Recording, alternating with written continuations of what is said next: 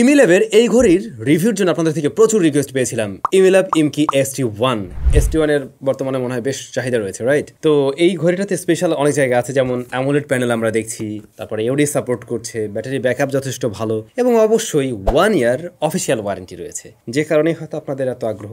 এই ঘড়িটা আমাদের কাছে কিন্তু দিয়েছিল মোশন ভিউতে। রাইট নাও এই ঘড়ি অ্যাভেলেবেল রয়েছে, 1 বছরের ওয়ারেন্টি সহ আপনারা পারচেস করতে পারবেন এবং ডেসক্রিপশনে সমস্ত ইনফরমেশন প্লাস এটার প্রাইস প্লাস এটার পারচেস লিঙ্ক এভরিথিং দেওয়া থাকলো। অলরাইট, ভিতরে আমরা যা যা পাচ্ছি আমরা অবশ্যই ঘড়িটি পেয়ে যাবো। এটাকে চার্জ করার জন্য কেবল রয়েছে, আর হচ্ছে ইউজার ম্যানুয়াল গাইড। এই তো এগুলোই। ঘড়িটা হাতে নিয়েই না প্রথম আপনার অনুভূতিটা হবে এমন, এটা বেশ শক্তপোক্ত সলিড টাইপের। এটা বডি ফ্রেম হচ্ছে গিয়ে অ্যালয় দিয়ে তৈরি, মেটালের আর কি। আর রিয়ার প্যানেলটা মানে নিচের অংশটা এটা হচ্ছে গিয়ে প্লাস্টিকের তৈরি, তবে এটা ম্যাট হওয়াতে আর কি জিনিসটা আরো বেশি একটা প্রিমিয়াম ভাইব দিচ্ছে। এখানে আমরা চার্জিং টার্মিনাল দিচ্ছি এবং সেন্সরস গুলো রয়েছে, একটু অ্যাপোলোসের মতো ভাইব দেয়, অ্যাপোলো সিরিজ 7 এর মতো লাগে কিছুটা আর কি। যাই হোক, এর রাইট সাইডে একটি বাটন এই রয়েছে এবং লেফট সাইডে আমরা স্পিকার গ্রিল দেখছি।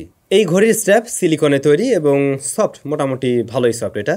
আর এই ঘড়িতে কিন্তু IP68 এর রেটিং থাকছে, তার মানে ওই যে স্প্ল্যাশ প্রুফ বলতে পারেন, টুকটাক পানি লাগলে সমস্যা হওয়ার পসিবিলিটি নেই আর কি। ডিসপ্লে সাইজ 1.78 ইঞ্চ, যা মূলত অ্যামোলেড প্যানেল 368x448 হলো গিয়ে এর রেজুলেশন। 500 নিটস ব্রাইটনেস রয়েছে এই ডিসপ্লেতে।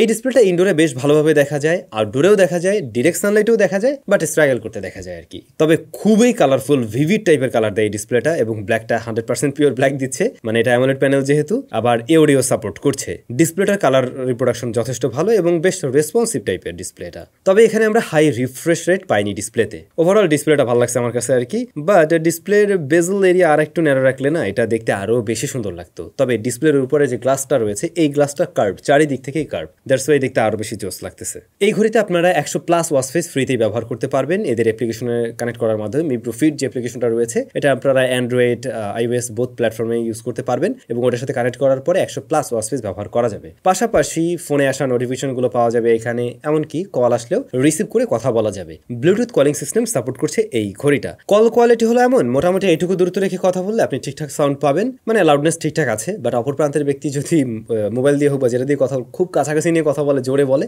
তখন একটু ডিসটরশন দেয় এর সাউন্ড। এটার মাইক্রোফোন কোয়ালিটি আবার ভালো আছে। ঘড়িটাতে রয়েছে প্রয়োজনীয় সেন্সরস, যেমন হার্টরেট সেন্সর রয়েছে, ব্লাড অক্সিজেন মিটার রয়েছে, ওয়েদার আপডেট পাওয়া যাবে, মেসেজ আসলে তো ওই যে বলছিলাম রিসিভ করা যাবে, এ ধরনের বিষয়গুলো এখানে অবশ্যই আছে। তবে এইটার ক্ষেত্রেও আমরা লক্ষ্য করছিলাম স্টেপ কাউন্টিং একটু মিস করে আর কি। মিস করে না ঠিক, আসলে একটু বেশি কাউন্ট করে। 100টার মধ্যে দেখা যায় 108টা, কখনো কখনো 112টাও আমি পেয়েছি আর কি। আর হার্টরেট সেন্সরটা আবার এটার অ্যাকুরেসি মোটামুটি ভালো। এখনকার দিনে দেখবেন কি, যে ব্র্যান্ডগুলো মোটামুটি ঘড়ির জন্য পপুলার, এরা কিন্তু হার্টরেট সেন্সর বা এই ধরনের সেন্সরের অ্যাকুরেসি নিয়ে মোটামুটি ভালোই কাজ করছে এবং নিউ জেনারেশনের সেন্সরগুলো ইউজ করাতে এটার রেজাল্ট কিন্তু বেটার পাওয়া যাচ্ছে আগের থেকে। তো এটাকে কম্পেয়ার করা হয়েছিল অন্যান্য দামি ঘড়ির সাথে, দেখলাম যে প্রায় কাছাকাছি রেজাল্ট দেয় আর কি। ওই 2-4 ব্যবধান হয়তো থাকতে পারে, সর্বোচ্চ 1-2-3 এরকম।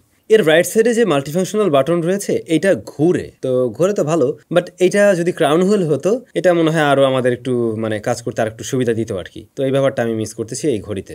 ST1 এ ব্যাটারি রয়েছে 260 mAh এর। যদি এওডি ব্যবহার না করেন, আপনি মাঝে মধ্যে কল আসলে রিসিভ করবেন, আর দেখা গেছে যে মিডিয়াম ব্রাইটনেসে থাকছে এটা, সেক্ষেত্রে এই ঘড়ি থেকে আপনি 5 থেকে 6 দিনের মতো একটা ব্যাকআপ পাবেন। আবার যদি এওডি অন রাখেন, ব্রাইটনেস ফুল থাকে, কল টল প্রচুর আসবে, তখন ব্যাকআপেও কিছুটা কমে আসবে, যেমন 3 দিনের মতো আপনি ব্যবহার করতে পারবেন।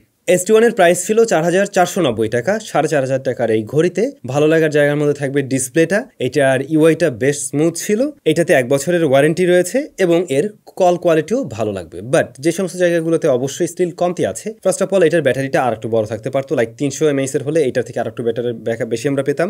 IP68 এর জায়গায় যদি আরেকটু বেটার কিছু দেওয়া যেত, তখন আমি বলতাম এটা 7-8টা তারও কাটেন। আর এটার স্ট্র্যাপটাতে একটু ভিন্নতা আনা যেত, স্ট্র্যাপটা একদমই মানে খুব বেসিক টাইপের লাগছে আমার কাছে। তো এই সমস্ত জায়গাগুলোতে আরেকটু ইমপ্রুভমেন্টের সুযোগ ছিল, বাট স্টিল এটাও আপনারা চয়েস করতে পারবেন যখন 1 বছরের ওয়ারেন্টি পাচ্ছেন। আপনাদের কাছেই বা এই ঘড়ি কেমন লাগছে, কোন জায়গাগুলোতে কমতি মনে হয়েছে, এটা কিন্তু কমেন্ট করে জানাতে ভুলবেন না। দেখা হচ্ছে আবারও আমাদের নতুন কোনো ভিডিওতে।